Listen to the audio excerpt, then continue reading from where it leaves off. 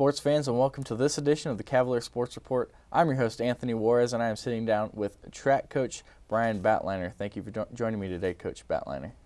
No problem. I'm glad to be here. You actually have the pleasure of being a coach at the school that you formerly competed at, being a cross-country runner. What's that like now coaching at your former school? Yeah, when I was an athlete here, it was kind of always something in the back of my mind that, I thought it would be great to go into coaching and really come back here and get my start here. And so it's been fun to get to actually make that a reality, and I'm enjoying it. Here at the school, there's actually numerous coaches that have come back after their playing career and come back to coach. What is it that makes Johnson County Community College so appealing to the players and coaches? Well, I think as athletes we had really good experiences here. Academics were great. Support system for the athletics department was also great. And so I think, if you want to get into coaching, you know that this is a great place to do it. And having that experience really helps, ease the transition into coaching, because it's a little different than being an athlete. So, head coach Mike Blumker for the track team and the cross-country team has been here a while, so you were actually under him when your playing days. What was it like transitioning from a player to now being a coach under him? It was a little interesting at first, trying to transition that relationship. But I think we've done it well. He's at first he was a little hard on me, kind of more that coach, guiding me through everything type mentality. But now he's really, I think, kind of let me do my own thing, and he realizes that I'm, kind of doing all right on my own, and he gives me a lot of freedom to kind of coach my athletes, and so it's been really good. So. Coach Blumker actually has, whether it's the difficulty or the pleasure, but he actually controls 4 different programs in the men's and women's cross-country and track team.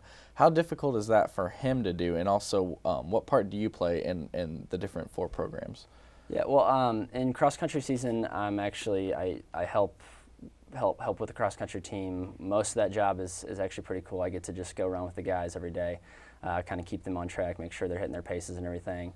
And then I help drive vans and do all the little things to assist Coach Blumker. And then once indoor and outdoor starts, I kind of transition into taking care of the jump squads. So, but I can't imagine wanting to do right now all the stuff that Coach Blumker has to do, as far as, he's got more athletes than any other coach in the department that he has to fill out paperwork for, reserve hotel rooms for, make travel arrangements. And he takes care of all that and really frees up all of his assistant coaches to just coach, which is the dream of what you want to do as a coach. So it's great that he takes on all that. I don't envy him for it, though. You said that you help coach both indoor and outdoor track. What are some of the differences as far as coaching techniques between indoor and outdoor?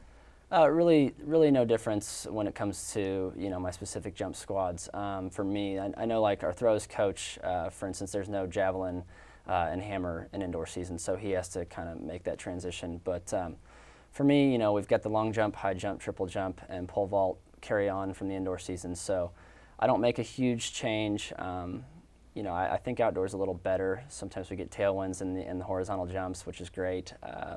Ashley actually had a little bit of a tailwind this weekend when she PR'd. It wasn't much. I think she just hit a big jump. She didn't need it, but so it helps though. But do you only work with the jumpers? Right now, yes. I'm basically just focused on the jumpers. Once cross-country season ends, I kind of have to transition into that. I've got a lot of pole vaulters right now. I've got 8 guys that have come out for pole vaulting. So dealing with that and trying to work technique with 4 different events, it takes up a lot of time. I do several different groups, so I really have to just focus on just the jumps during indoor and outdoor.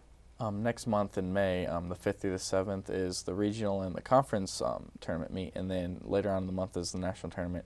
Are there any standout jumpers that you have that could really do some damage come next month? Definitely. Ashley Reed, that you just spoke with, she's qualified as of this week in the long jump, triple jump, high jump, and she's also going to be on our 4x1. She was second in indoors in the high jump. I think hopefully we'll be up there again and maybe be competing for a national title in the high jump would be great. And she's really just kind of hitting her stride in the long jump. We kind of have been working on her approach and stuff all year, and she's really putting it together now. So she'll do well.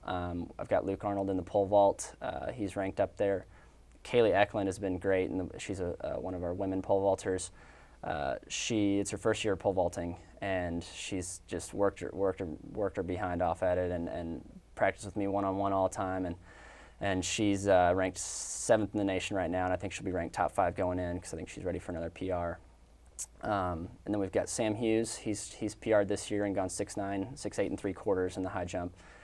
He's ranked up there, and I think he's ready for also a PR and hopefully getting up to that top 5 range. So definitely we got a lot of good jumpers on our squad this year. On a little side note there, going back to the pole vaulter, it was her first year. How impressive is it to be your first year and you're already ranked 7th in the nation? It's unbelievable to me. All the guys, pole vaulters on our team, are blown away by her every day.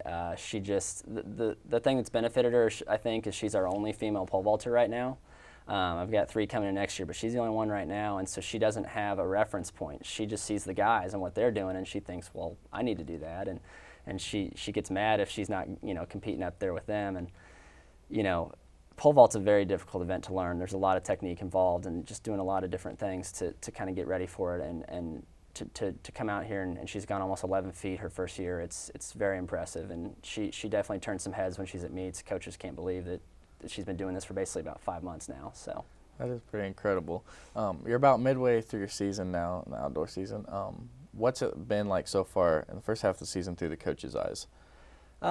It's been good. I think we're kind of just hitting our stride now. After indoors, there's kind of that lag time where we're kind of, getting back into it and kind of getting going for outdoor. It's not as smooth as a transition always as we would like, but we kind of back it down a little, give them some rest, and then hit some hard general conditioning training again. And so that kind of beats them down a little bit for a little while. But I think this week is really a big week where we're going to start hitting full stride. Last week I saw some signs of it in the meet. Ashley PR'd in the long jump. That was a good sign. And I think we're ready. This will be hopefully where we really get some confidence going in and some good performances going into the regional and national meets coming up. Recently you just got back from the University of Missouri relays, and then upcoming is the Kansas relays. What's it like taking the team to these Division I schools to play some big-time teams? It's great. It's one of the coolest things about track and field to me at this level is that you have the opportunity to go to open meets where there's potentially professional athletes, Division I athletes competing, and you line up next to them.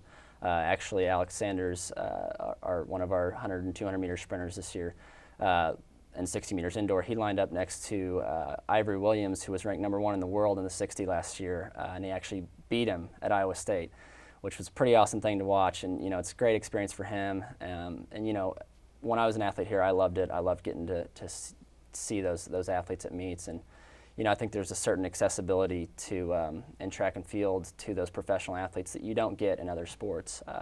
Getting to line up next to guys like that would never happen for a football player probably or a basketball player. So it's a pretty cool deal, and I think it raises the level of our own athletes' performances. So.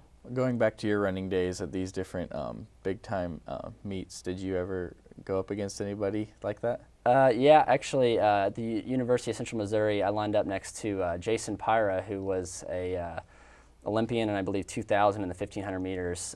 He beat me by quite a bit, but it was pretty cool even getting to hang in there with him for a few laps and have that experience. And there's been a few others, but that was kind of the biggest one because he was an Olympian, so it was pretty cool. Well, finally to wrap up here, like I said, next month is when all the big meets start to occur as far as the postseason. What do you have left as coaches to get your team ready for next month? Yeah, well, we're transitioning from kind of our base period into, getting more specific as far as we'll work a little more technique, back down our training loads, be lower intensity. So hopefully the plan is that over these next few weeks they're starting to hit a peak.